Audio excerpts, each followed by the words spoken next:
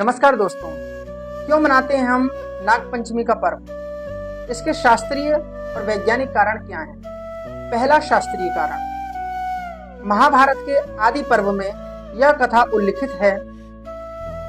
राजा परीक्षित को जब तक्षक नामक सर्प ने डस लिया तो राजा परीक्षित का देहावसान हुआ।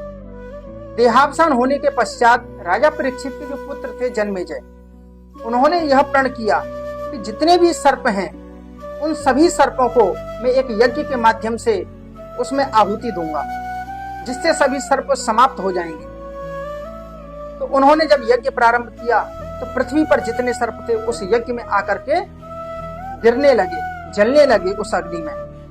तो इस यज्ञ को रुकवाने के लिए आस्तिक मुनि ने उनसे प्रार्थना की और आस्तिक मुनि ने इस यज्ञ को रुकवाया और उन सर्पों की रक्षा की। तो इस सर्प की रक्षा के कारण यह हमें प्रेरणा मिलती है कि हमारे सनातन का जो स्लोगन है वह है अहिंसा परमो धर्म। हमारा यदि शत्रु भी हमारा विनाश करता है तो हम उसकी तब भी रक्षा करेंगे।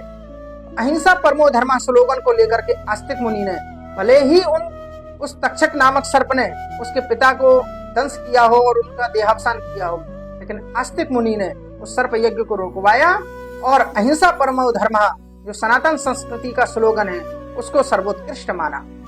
दूसरा वैज्ञानिक कारण यह है कि श्रावण शुक्ल पंचमी को ही हम इसलिए मनाते हैं नाग पंचमी, क्योंकि इन दिनों वर्षा बहुत हुआ करती है। तो वर्षा के कारण जो नाग सर्प इत्यादि निकला करते हैं उनसे हमारी रक्षा हो सके, इसलिए हम लोग नाग पंचमी का पर्व जागरूकता के लिए मनाते हैं, जिससे हम लोग जागरूक हो सकें कि सर्प दंश से हमको स्वयं की रक्षा करनी है।